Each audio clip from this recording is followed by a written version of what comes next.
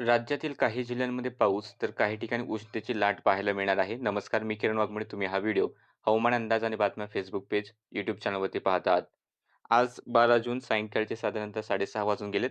सध्याची स्थिती पाहिली तर इकडे राजस्थानच्या आसपास चक्राकार वाऱ्यांची स्थिती आहे, कारण पश्चिमी आवर्त आलाय आणि हवेचं जोर क्षेत्र सुद्धा या भागातून गेलेलं आहे पूर्व भारतापर्यंत आणि तिकडे गडगडाटी पाऊस, वादळे अशा प्रकारची स्थिती आहे. राज्यात विदर्भाकडे सुद्धा हलकीशी द्रोणीय स्थिती तयार झालेली आहे. सकाळी सांगितलं की विदर्भाकडे बाष्पाई पावसाची शक्यता सुद्धा पूर्व विदर्भात आहे. तर पूर्व विदर्भाकडे सुद्धा पावसाच्या सरी बरसल्या. बाकी राज्याच्या इतर ठिकाणी काही ठिकाणी स्थानिक ढगनिर्मिती झालेली आहे. ते आपण पुढे व्हिडिओमध्ये सांगूया. पण मान्सूनची प्रगती काही झालेली नाही आणि प्रगती होण्याची शक्यता सुद्धा ही कमी दिसते. त्यामुळे पेरणीची घाई करू नका. धूळ पेरणीच्या मागे लागू नका.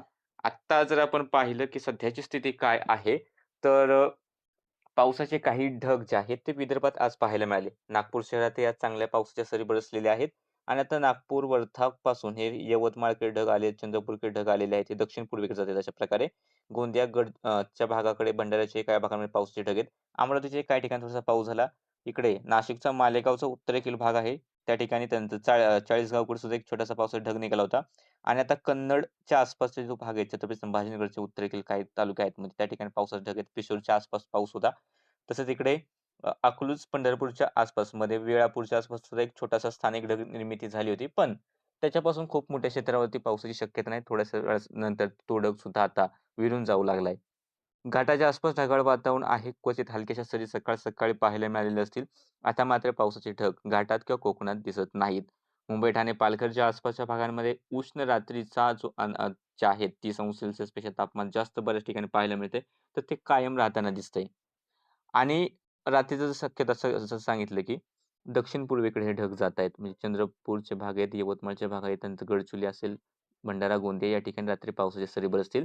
थोडासा चिखलीचा दक्षिणेकडील भाग आहे बुलढाण्यातील, त्या ठिकाणी सुद्धा एक पावसाचा छोटासा ढग हा पाहायला मिळालेला आहे. गडगडाटी पावसाचे ढग आहेत. आणि तुमच्याकडे वातावरण कसं आहे ते सुद्धा तुम्ही कमेंट करून कळवा.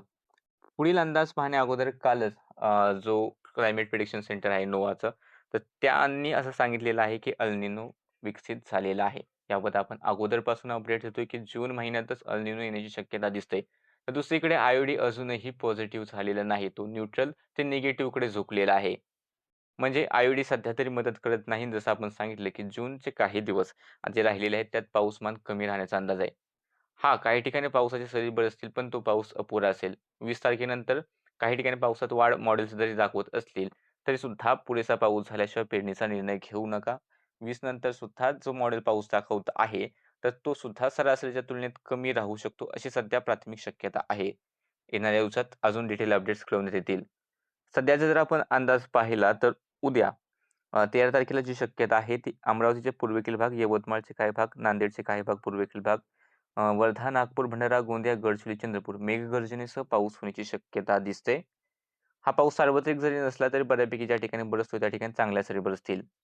रत्नागिरी, सिंधुदुर्ग, कोल्हापूर घाटमाथा, सातारा घाटमाथा आणि पुण्याचा घाटमाथा हलका किंवा हलका मध्यम पाऊस या ठिकाणी पाहायला मिळेल. व्याप्ती नसेल, खूप मुसळधार पाऊसही नसेल. मुंबई, ठाणे, पालघर, रायगडचे भाग आहेत. ढगाळ हवामान, क्वचित एखाद्या ठिकाणी हलकेसे थेंब झाले तर होतील, जास्त शक्यता या ठिकाणी सुद्धा नाही. आणि राहिलेले राज्याचे अंतर्गत भाग आहेत. मग तो मध्य महाराष्ट्राचा भाग आहे, मध्यापासून पूर्वेकडचा किंवा मराठवाड्याचा बरेचसे जिल्हे, पश्चिम विदर्भातील जिल्हे आहेत. तर या ठिकाणी स्थानिक ढग निर्मिती झाली तर एखाद्या ठिकाणी आज कसे थोडेसे गडगडाटी पावसाचे ढग विकसित झालेत, तसेच उद्या सुद्धा एखाद्या ठिकाणी स्थानिक ढग निर्मिती झाली तर थोडीशी गडगडाटीची स्थिती पाहायला मिळू शकते.